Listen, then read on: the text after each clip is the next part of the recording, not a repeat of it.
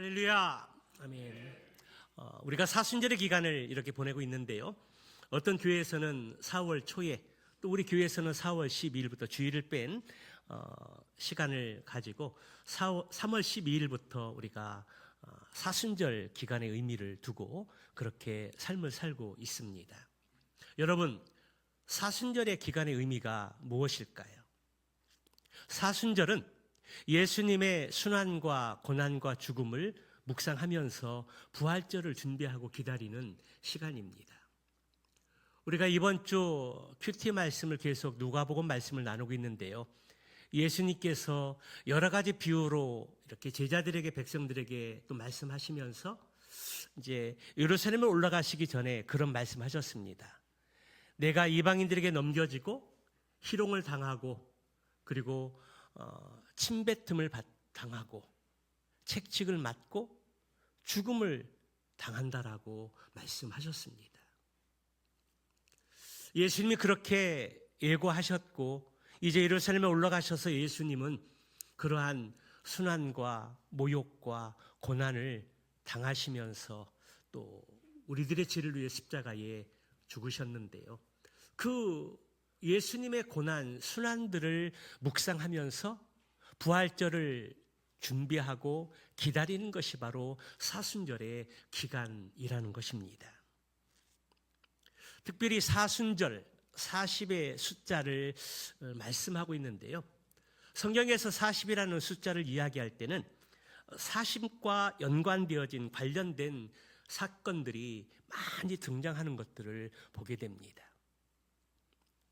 이 세상의 죄악이 관영했을 때 노아에게 방주를 지라 말씀하시고 방주가 다 완성이 되었을 때 노아와 8가족이 그리고 모든 암놈 순놈의 동물들이, 두쌍들이 이제 노아의 방주에 들어간 그 직후에 40일 동안 밤낮으로 비가 내렸습니다.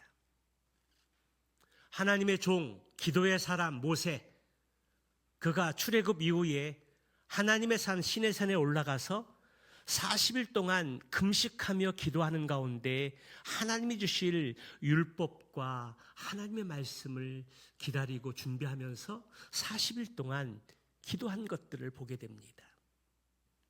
그리고 이스라엘 백성들이 가나안 땅에 들어가기 전에 광야에서 40년 동안 그곳에서 여러 훈련의 과정을 가졌습니다. 그리고 성경에서 가장 많은 능력을 행했던 엘리야 선지자, 열왕기상 18장의 말씀에서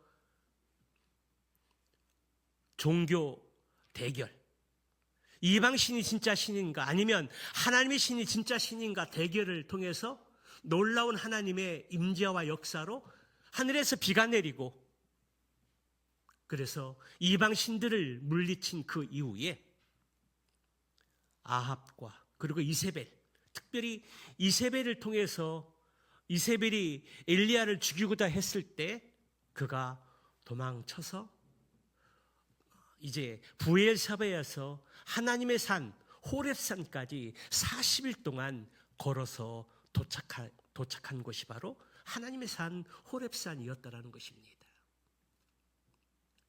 또 우리 예수님께서 공생애를 시작하시기 전에 광야에서 40일 동안 금식 기도하시면서 공생애 사역을 준비하셨고요. 그리고 우리들의 죄를 위해 십자가에 죽으시고 부활하신 그 이후에 승천하시기까지 10여회 정도 제자들에게 보이시고 또 마지막에는 사도행전 1장 8절의 말씀을 하시면서 오직 성령이 너에게 임하시면 너희가 권능을 받고 땅끝까지 이르러 내 증인이라는 그러한 지상명령의 말씀을 전하시고 부탁하시고 승천하셨는데 그 기간이 40일 기간이었다는 것입니다. 부활하시고 승천하기 전까지의 기간이 40일 기간이었습니다. 이렇듯 40이라는 숫자는 고난과 시련과 인내를 상징하는 것임을 알 수 있습니다. 그러므로 우리는 사순절 기간 동안 40일의 사순절을 보내면서 우리는 주님의 십자가를 생각하고 회개와 기도와 절제와 금식과 말씀을 읽으며 경건의 생활을 힘쓰고, 특별히 주님이 걸어가신 그 순환의 발자취를 묵상하는 가운데 구별된 삶을 살 수 있도록 힘써야 하는 것입니다. 교회 역사를 보면 사순절은 다양한 전통과 관습을 형성하게 되어졌는데요, 그 중에서 금식은 가장 핵심적인 관습 중에 하나였습니다. 예수님이 40일 동안 금식하시면서 공생의 사역을 준비하신 것을 유래해서 40월의 이 사순절 기간 동안 초대교회는, 그리고 기독교 역사 가운데 금식을 하면서 고난에 동참하고, 그리고 이 사순절의 기간을 보냈다라는 것입니다.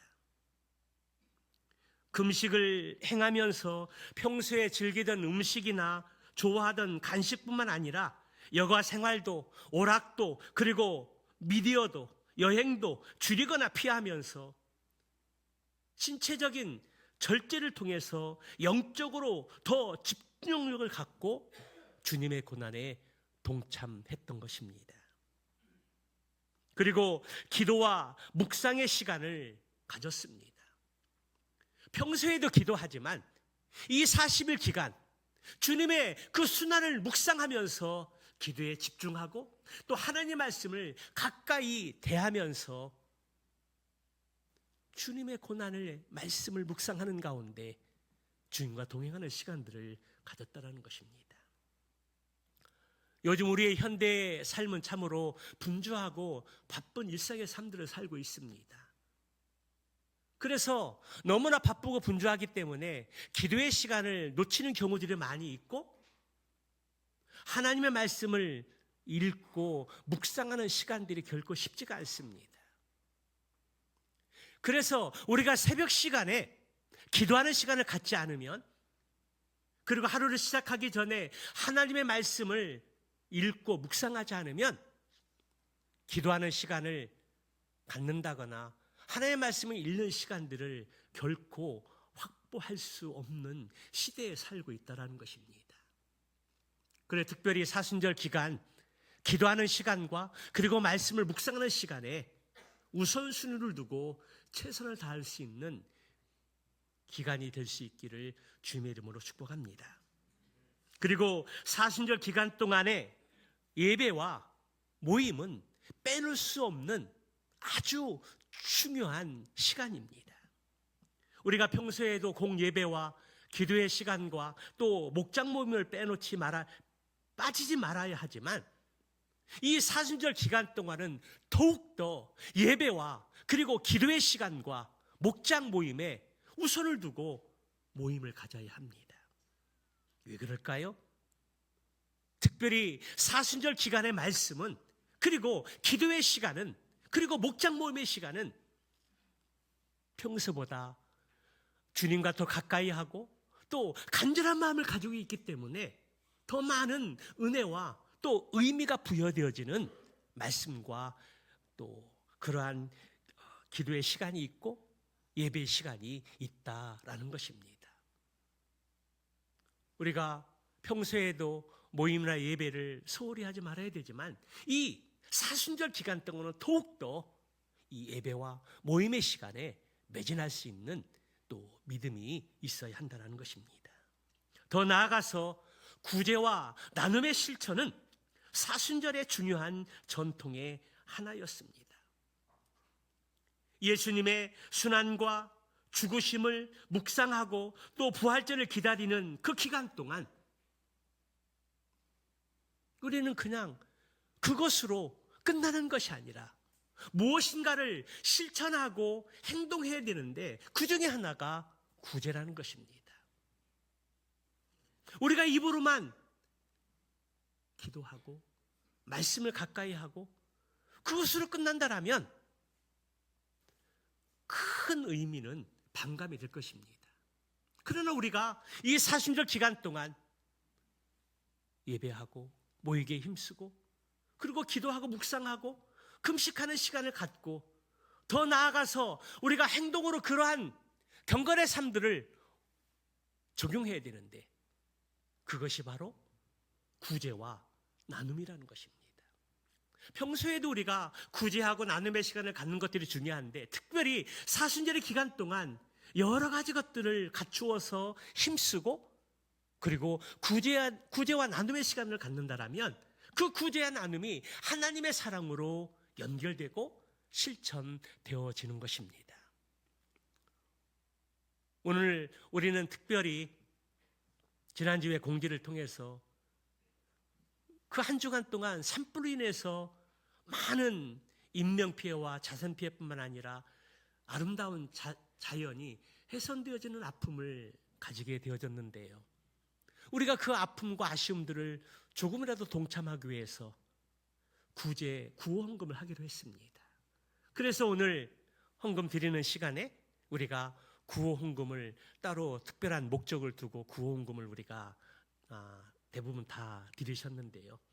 이제 그 구호 헌금은 우리 기독교 한국 침례의 총회로 보내져서 우리 교회와 함께 또 여러 교회들이 참여해서 그 산불 피해를 입은 지역에 전달이 되어질 것입니다.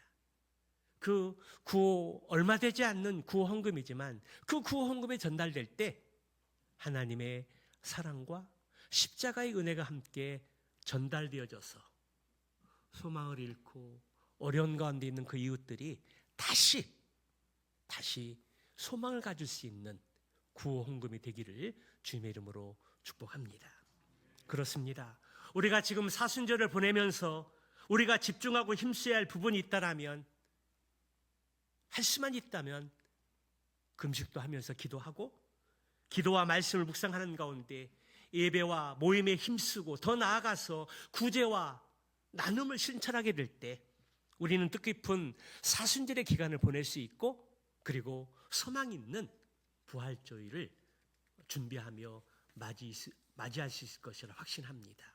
오늘 이 네 가지 영역이 우리의 또 사순절의 기간 동안 또 의미를 부여하고 또 실천하고 적용할 수 있는 믿음의 사람들 되시기를 주님의 이름으로 축복합니다. 그러면 보다 더 뜻깊은 사순절을 보내기 위해서 이 네 가지 영역을 어떻게 실천할 수 있을까요?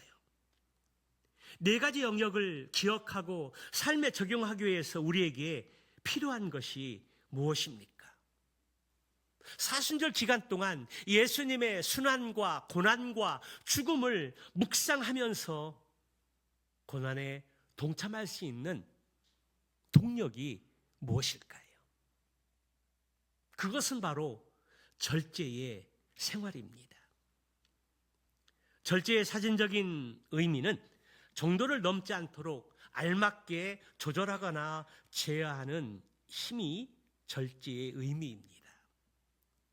기독교적인 의미로서의 절제는 하나님을 두려워하고 그 앞에서 정결하여 우리의 행위를 알맞게 조절해서 하나님 중심으로 그분이 기뻐하시는 행위를 하는 것을 우리는 절제라고 할 수 있습니다.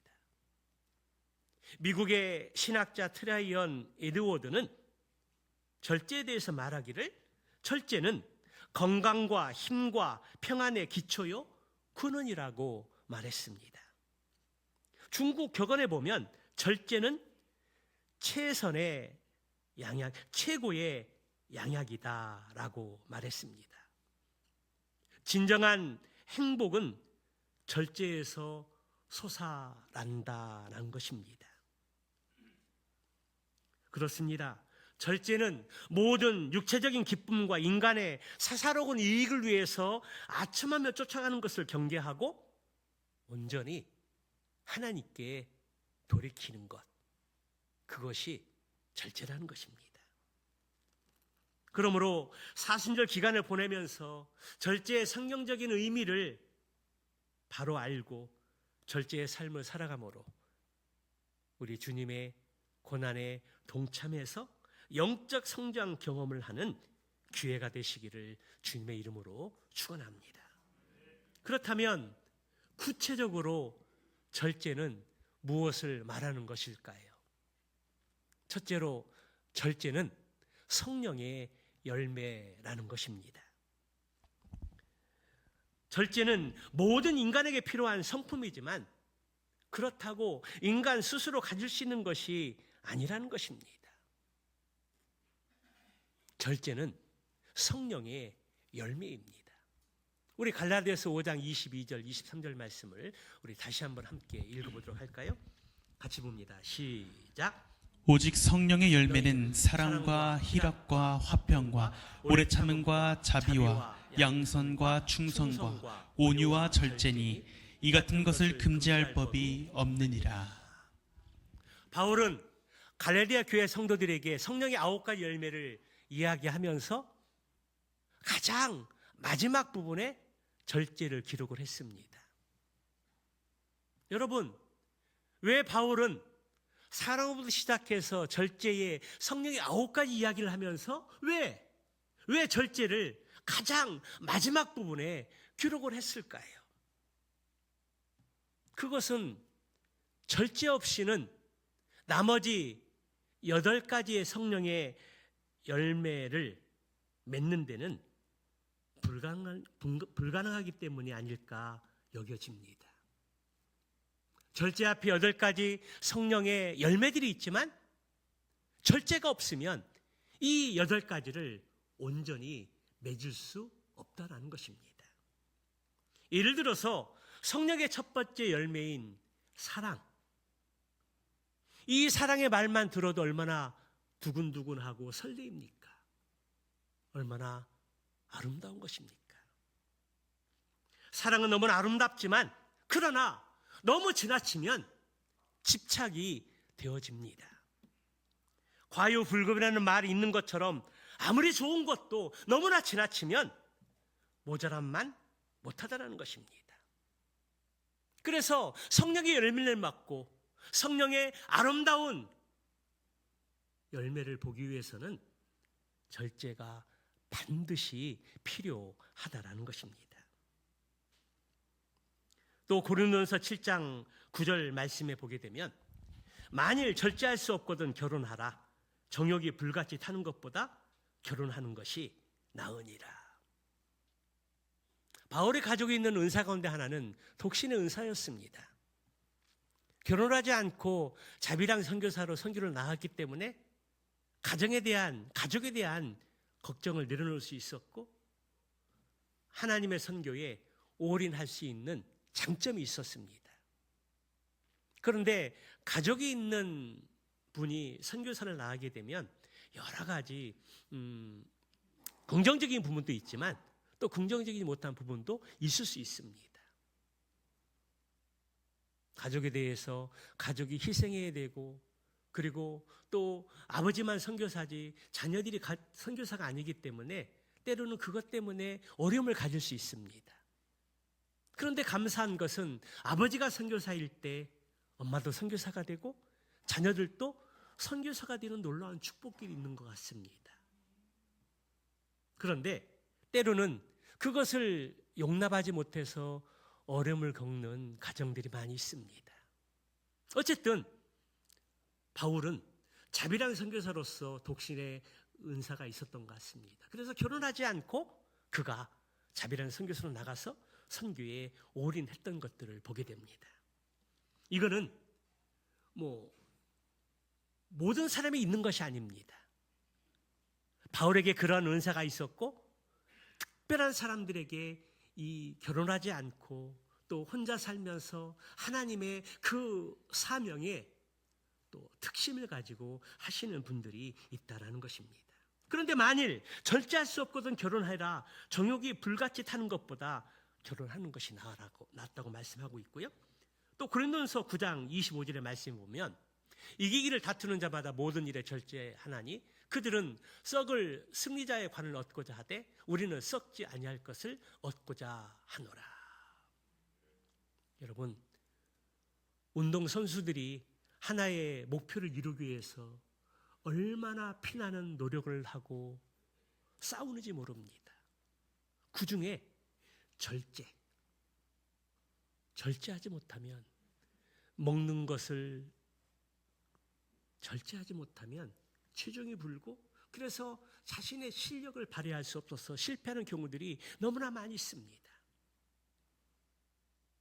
이 길을 다투는 자마다 또 하나님이 주시는 상을 얻기 위해서 절제하지 않으면 썩어진 면류관을 받을 수밖에 없다는 겁니다. 그러나 절제하는 사람은 승리의 관을 얻을 수 있다는 것입니다.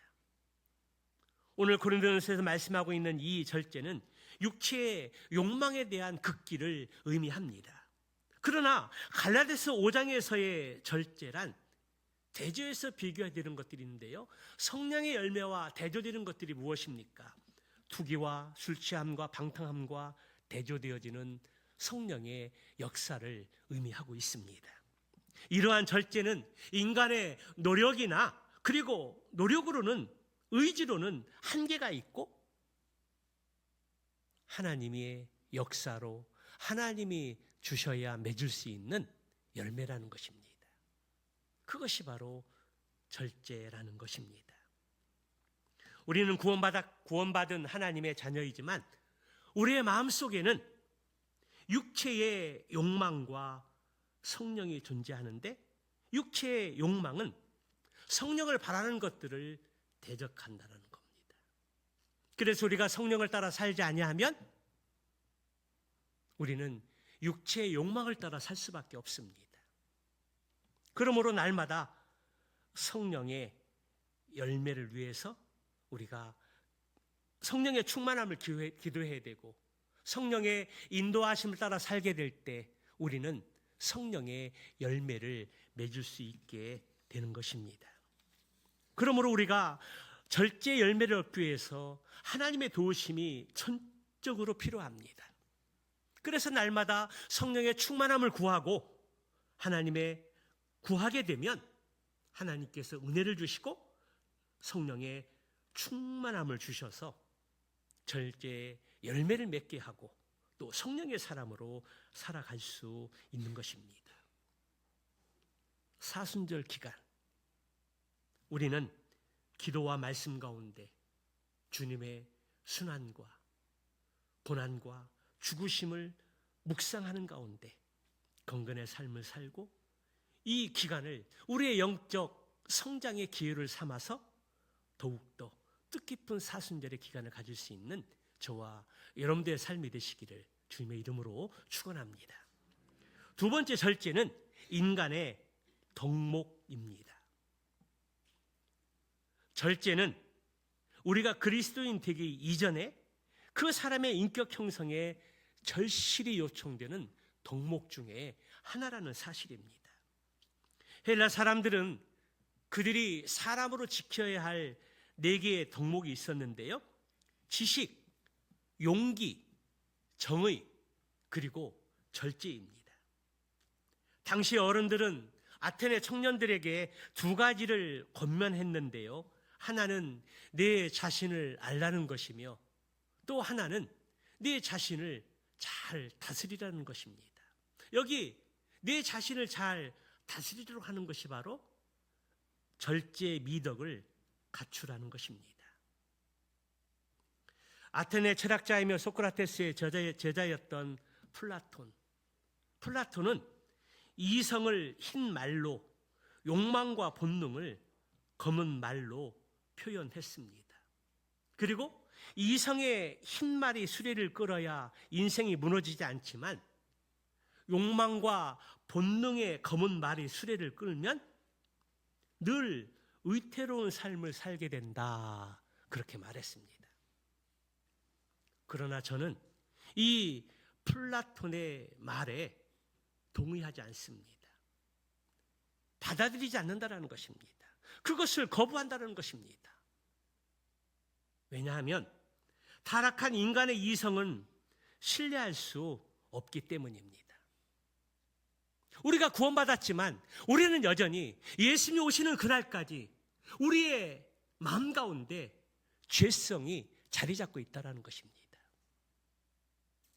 예를 들면 이전에 나누었던 다윗의 회개 기도 가운데 다윗이 밧세바와 함께 간음의 죄를 저지르고 선지 나단이 와서 그 죄를 지적하게 되었을 때에 그가 바짝 엎드려서 하나님 앞에 회개의 기도를 드리는 가운데 그가 여러 가지 고백을 하게 되는데 그가 고백한 것 가운데 하나가 무엇입니까? 나는 죄 중에 출생했고 나의 어머니는 죄악 중에 나를 잉태했다라는 겁니다. 다윗은 아담과 하와의 첫 번째 범죄인 원죄, 그것을 인정하고 자신의 자범적인 죄까지 고백하는 것들을 보게 됩니다. 어머니가 나를 태중에 임신했을 때, 그리고 내가 태어날 때부터 나는 죄인이라는 겁니다. 내 삶 가운데 죄를 가지고 태어났고 죄성이 아직도 성령 충만하지 않으면 갈라디아서 6장 17절의 말씀처럼 육체의 소유, 육체의 욕망이 날마다 꿈틀거리면서 성령이 하고자 하는 일들을 반대하고 대적하고 싸운다는 것입니다. 그런데 내가 성령 충만하지 않으면 날마다 육체의 욕망이 올라와서 나를 넘어뜨리고 나를 더럽히고 나를 죄짓게 한다라는 것입니다. 그렇습니다. 우리는 여전히 우리의 마음 가운데 죄성을 가지고 있는 구원받은 죄인입니다. 그러므로 죄성을 가진 인간의 이성을 신뢰하기 어렵다는 것입니다. 아무리 우리의 이성이 선하다 한들 우리는 죄를 질 수밖에 없는 존재이고 늘 세상의 유혹과 미혹 가운데 넘어질 수밖에 없는 존재들입니다. 성령 충만하지 않으면, 하나님이 우리를 붙들어 주지 않으면 우리는 날마다 좌절하고 낙심하고 실패할 수밖에 없는 연약한 존재들이라는 사실입니다. 그래서 저는 이성의 흰 말이 우리를 이끌어갈 때 무너지지 않는다라고 말하는 그 말에 저는 동의하지 않습니다. 유명한 철학자가 말을 했다 할지라도 그 말은 틀린 말입니다. 또한 우리가 이 세상의 본능을 따라 살면 살수록, 내 욕망을 채우면 채울수록 우리 안에는 불안과 갈등과 두려움이 증폭되어진다는 것입니다. 그것으로 만족하고 기뻐하는 것보다는 마음 한구석에 여전히 불안한 요소가 존재한다라는 사실입니다.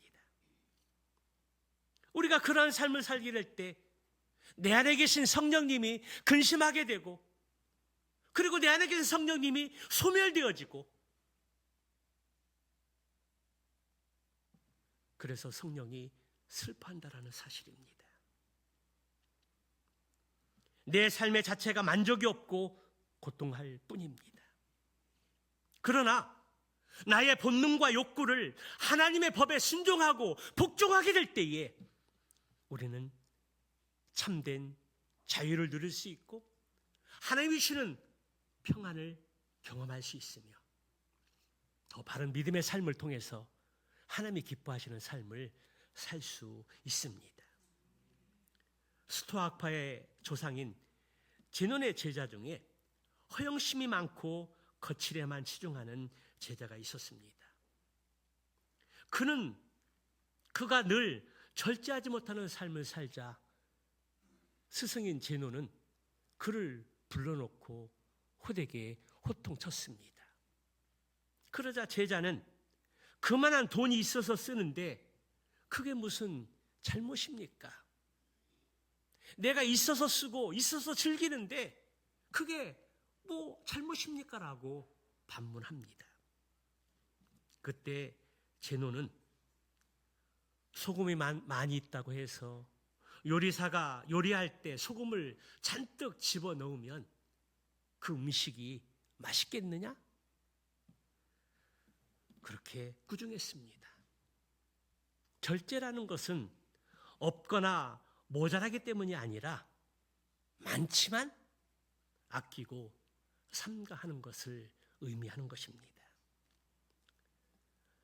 바울은 사도행전 24장 25절의 말씀에 총독 벨릭스 앞에서 강론하면서 그렇게 말했습니다. 우리 한번 같이 읽어보도록 할까요? 같이 봅니다. 시작. 바울이 이와 절제와 장차 오는 심판을 강론하니 벨릭스가 두려워하여 대답하되 지금은 가라. 내가 틈이 있으면 너를 부르리라 하고. 최고의 권력자인 왕의 위치에서 누리고 즐기고 생활하는 것들 얼마나 많이 있겠습니까? 그때 바울은 죄인의 신분이었지만 벨릭스 왕에게 그런 이야기를 합니다. 의와 절제와 하나님의 심판에 대해서 강력하게 이야기합니다. 하나님의 의를 헤아리지 않고 자기 멋대로 살면 모든 것들이 풍성하고 넉넉하다고 절제하지 않고 자기 멋대로 살면 하나님의 심판이 당신에게 주어질 것이라고 말씀하면서 십자가의 복음을 받아들일 것을 촉구하는 것입니다. 그때 벨릭스 왕은 마음이 두려웠습니다. 자신의 삶이 미래가 어떻게 될까 두려웠습니다. 그래서 바울을 쫓아내면서 다시 내가 너를 부르겠다고 그렇게 이야기하는 것들을 보게 됩니다. 바울은 비록 죄인의 신분이었지만 최고의 권력자인 왕 앞에서 의와 절제가 무엇인지 그리고 하나님의 심판이 있을 것들을 이야기했을 때 그가 두려워 떨었다는 겁니다. 그리고 하나님의 복음의 말씀을 받아들였다면 그 인생이 바뀌었을 텐데 그렇지 않은 삶을 보게 됩니다. 바울은 디모데에게 편지를 하면서 말세 때 사람들의 모습이 어떤 거에 대해서 말씀을 하고 있는데요. 디모데후서 3장 3절의 말씀을 우리 한번 같이 보도록 할까요? 같이 봅니다. 시작. 무정하며 원통함을 풀지 아니하며 모함하며 절제하지 못하며 사나우며 선한 것을 좋아하지 아니하며. 말세 시대의 사람들의 모습이 이렇다라는 겁니다. 무정하고 원통하고 그리고 모함하고 절제하지 못하고 싸나우며 선한 것을 좋아하지 아니하며 이것이 바로 말세를 시대가는 이 세상 사람들의 모습입니다. 바울은 말세 때 그 시대의 사람들의 모습이 이러할 거라고 얘기를 했고 또 오늘날도 동일하게 말세 시대를 살아가는 사람들의 모습이 이러하다는 것들을 경고하면서 경계하고 있습니다. 그리고 그러한 사람이 되지 말라고 말씀하고 있습니다. 오늘날 이 세상을 살아가면서 운전은 이제 필수 종목의 하나가 되어졌는데요. 그런데 운전은 현대인의 삶의 모습이기도 하지만 운전자의 인격이라는 말이 있습니다. 왜 그럴까요? 평소에는 점잖하고 말수도 적은 사람이 운전대만 잡으면 급하고 공격적으로 변할 때가 많이 있습니다. 난폭 운전은 예사고 법규 위반도 아랑곳하지 않습니다. 다른 차들이 껴들면 빵빵거리고 전조등을 아래 위로 키우면서 양보하지 않는 것이 허다합니다. 그리고 사소한 것으로 시비가 붙어서 감정이 격해지면 삿대질하고 싸우고요. 더 나아가서 추월하면 기분 나빠서 싸우고 다투다가 살인까지 일어나는 경우들이 오늘날 우리의 삶 가운데 허다한 것들을 보게 됩니다. 이러한 모습이 현대인들의 조급함이고 또 삶의 한 부분이고 또 우리의 모습이기도 합니다. 이러한 것을 보게 되면 그동안 쌓아왔던 인격과 권위가 온전할 때 무너지는 경우가 허다합니다. 조급함과 성냄이 우리의 삶의 모습이고 우리의 인격이라는 것입니다. 그러므로 우리 일상에서 절제는 우리 사회를 지탱해주는 인격이라는 사실입니다. 잠언 16장 32절의 말씀에 보면 노하기를 더디하는 자는 용사보다 낫고 자기의 마음을 다스리는 자는 성을 뺏는 자보다 낫다라고 말씀을 합니다. 절제의 생활은 사회를 아름답게 만드는 중요한 법칙이라 할 수 있습니다.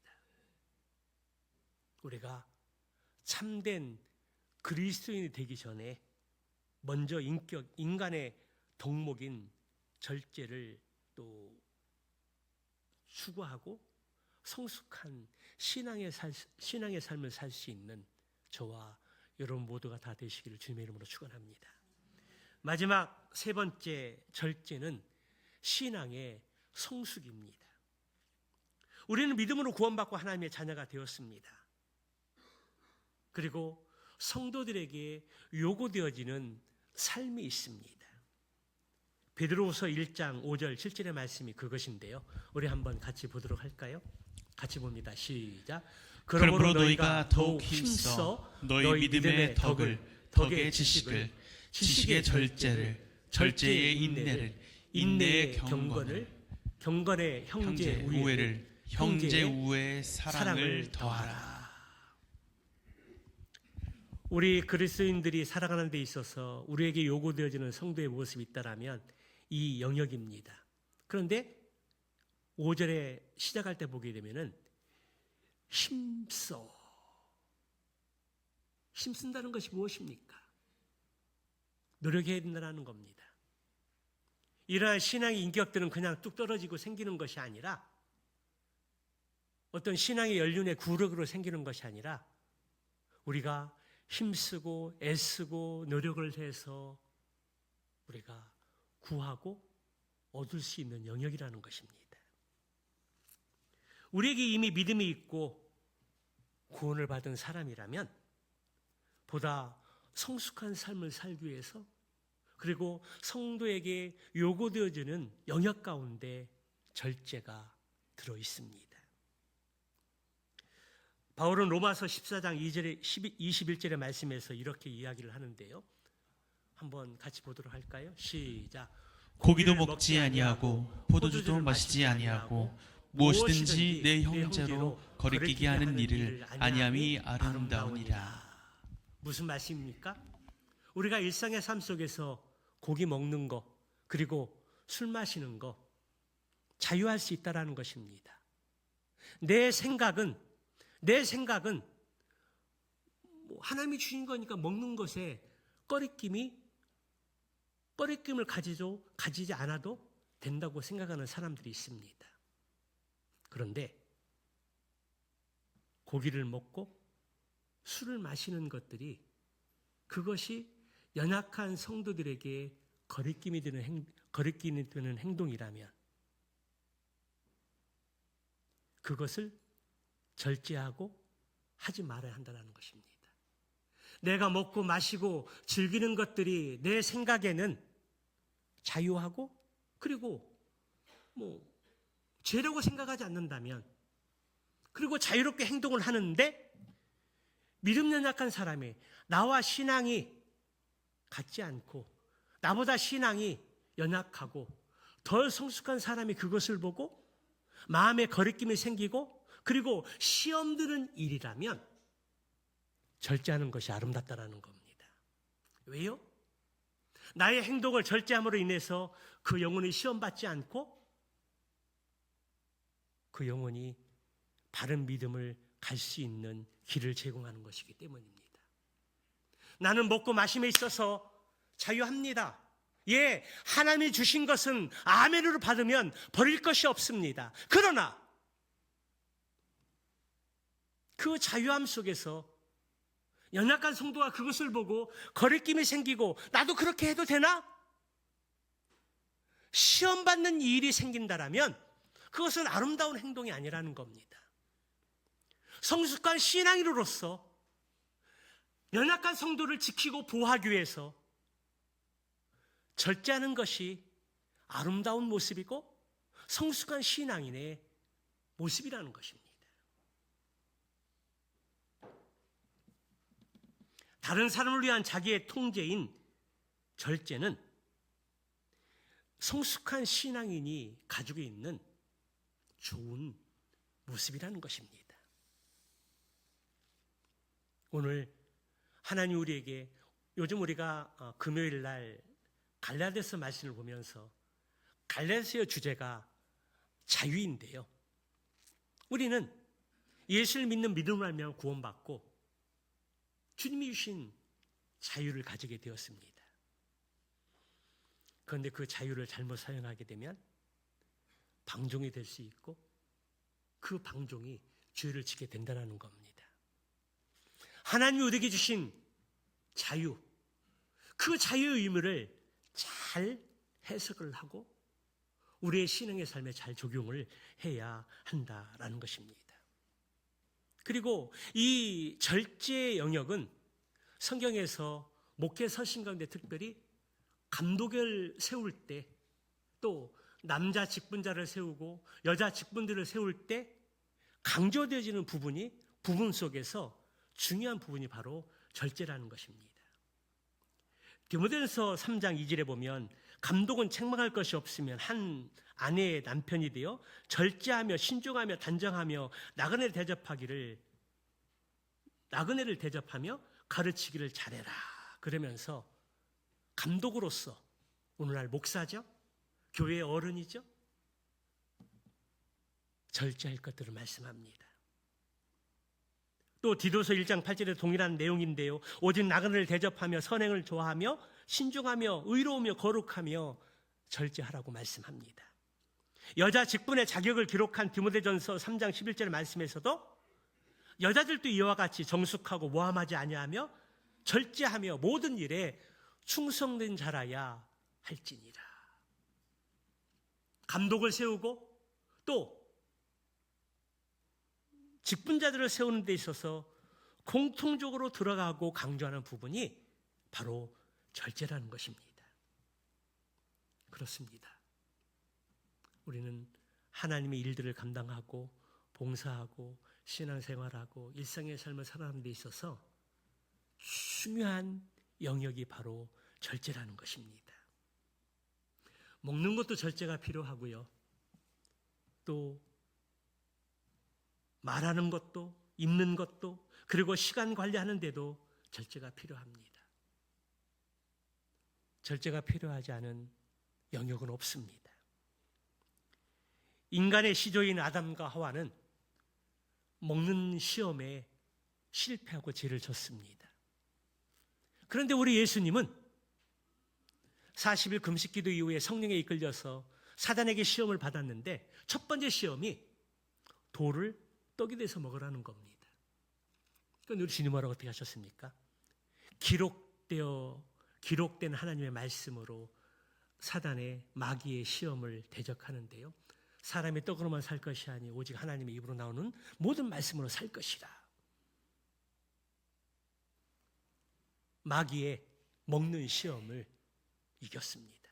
한마디로 아담은 절제하지 못해서 먹는 것에 실패했고 예수님은 마귀의 시험에, 먹는 시험에 하나님의 말씀으로 대적하면서 절제함으로 승리했다라는 것입니다. 사랑하는 성도 여러분, 사순절을 어떻게 보내고 계십니까? 요즘 세상에는 갖고 싶은 거, 사고 싶은 거, 먹고 싶은 거, 그리고 가고 싶은 곳 얼마나 많은지 모릅니다. 이러한 것들을 절제하고 포기하고 내려놓고 가는 것이 결코 쉽지 않습니다. 오늘날 얼마나 풍성하고 얼마나 많고 얼마나 넉넉한 시대에 살고 있습니까? 정말 보이는 것, 취하고 싶은 것, 갖고 싶은 것 절제하면서 멀리하면서 살기란 결코 쉽지 않습니다. 그럼에도 불구하고 우리는 이 사순절 기간, 평소에는 어떨지 몰라도 이 사순절 기간만큼은 기독교의 좋은 전통과 관습 속에서 금식을 비롯해서 기도하고 말씀을 묵상하고 예배와 모임에 힘쓰고 구제와 나눔의 삶을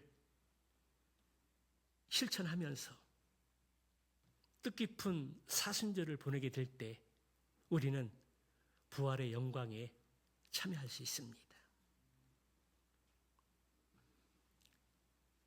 그리고 이러한 삶을 살고자 할 때 우리에게 필요한 것이 있다면 그것은 절제라는 것입니다. 절제 없이는 이룰 수 없습니다. 절제 없이는 사순절을 의미 있게 보낼 수 없다는 것입니다. 성도 여러분, 사순절 기간임에도 불구하고 다른 날과 똑같고 다름없이 산다면 사순절은 우리에게 아무런 의미가 없습니다. 똑같이 산다면, 별 차이 없이 그냥 산다면 즐길 거 다 즐기고 누릴 거 다 누리고 갈 때 다 가고 먹을 거 다 먹고